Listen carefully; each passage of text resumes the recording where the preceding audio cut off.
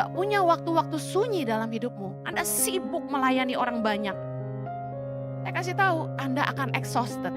Kita perlu datang sama Tuhan yang memulihkan kita, menyegarkan jiwa kita. Salah satu kunci untuk menjadi tajam. Menjadi tajam artinya menjadi sangat hebat dalam apa yang kita lakukan. Menjadi yang terbaik yang kita bisa jadi. Salah satu kuncinya adalah punya waktu tenang. Quietness. Di mana kita bisa berpikir dalam, merenung dan berdoa. Yesus dalam kehidupannya selalu mengambil waktu untuk pergi ke tempat-tempat yang sunyi. Dia pergi ke tempat yang sunyi untuk beristirahat dan berdoa. Kita lihat Lukas 5 ayat 16. Akan tetapi ia mengundurkan diri ke tempat-tempat yang sunyi dan berdoa. Markus 1 ayat 35. Pagi-pagi benar, waktu hari masih gelap, ia bangun dan pergi keluar. Ia pergi ke tempat yang sunyi dan berdoa di sana. Kita perhatikan dua ayat ini menunjukkan Yesus selalu pergi cari tempat yang sunyi untuk sendirian supaya dia bisa berdoa. Berikutnya, Lukas 4 ayat 42. Ketika hari siang, Yesus berangkat dan pergi ke suatu tempat yang sunyi. Tetapi orang banyak mencari dia, lalu menemukannya dan berusaha menahan dia supaya jangan meninggalkan mereka. Yang terakhir Markus 6 ayat 31. Kita baca sama-sama.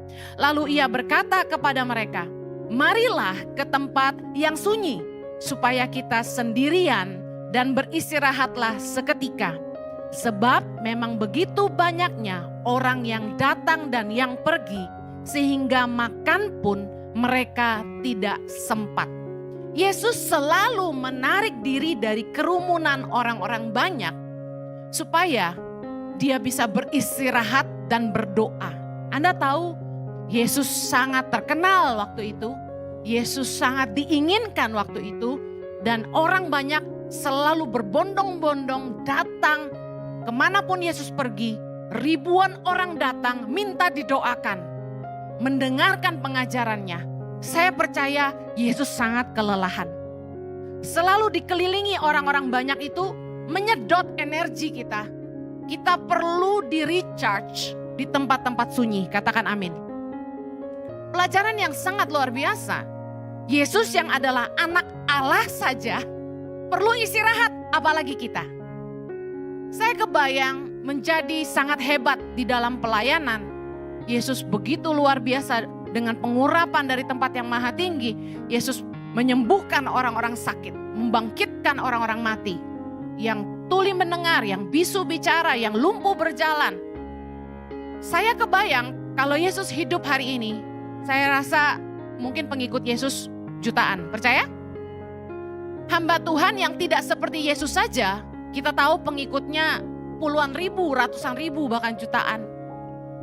Pasti sangat melelahkan. Menjadi seseorang yang begitu diinginkan, begitu diharapkan. Satu sentuhan Yesus saja begitu menyembuhkan. Saya gak kebayang Yesus selalu dikerumuni orang. Pasti melelahkan dan gak punya waktu untuk dirinya sendiri. Jadi Anda bisa ngerti keadaan Yesus saat itu. Dan kenapa Yesus pergi ke tempat-tempat sunyi? Supaya dia bisa berdoa. Kita ini kalau nggak punya tempat sunyi, kita nggak punya waktu recharge. Mobil aja kalau dipakai terus rusak. Harus berhenti, mesinnya panas. Harus dikasih isi air karburatornya. Harus dibengkelin, harus dirawat. Kita apalagi? Anda kalau nggak punya waktu-waktu sunyi dalam hidupmu, Anda sibuk melayani orang banyak. Saya kasih tahu, Anda akan exhausted. Kenapa orang melayani akhirnya burn out? Capek, exhausted karena Anda putus dari sumbernya. Anda melayani dengan kekuatanmu sendiri. Kita ini bisa mengasihi karena Allah adalah kasih. Kita perlu datang sama Tuhan yang memulihkan kita, menyegarkan jiwa kita. Untuk menjadi tajam sekali lagi, kita harus punya waktu tenang. Ibadah Gereja Impact Community Indonesia ada di setiap minggu jam 8 pagi, jam 10, jam 12 siang, jam 3 sore, dan jam 5 sore. Setiap ibadah disertai ibadah anak atau Impact Kids dan ibadah remaja. Anda bisa mengajak teman, keluarga, dan relasi untuk ikut beribadah bersama. Dan bagi anak-anak muda, ada Impact Youth jam 5 sore waktu Indonesia Barat di Gereja Impact Community Indonesia.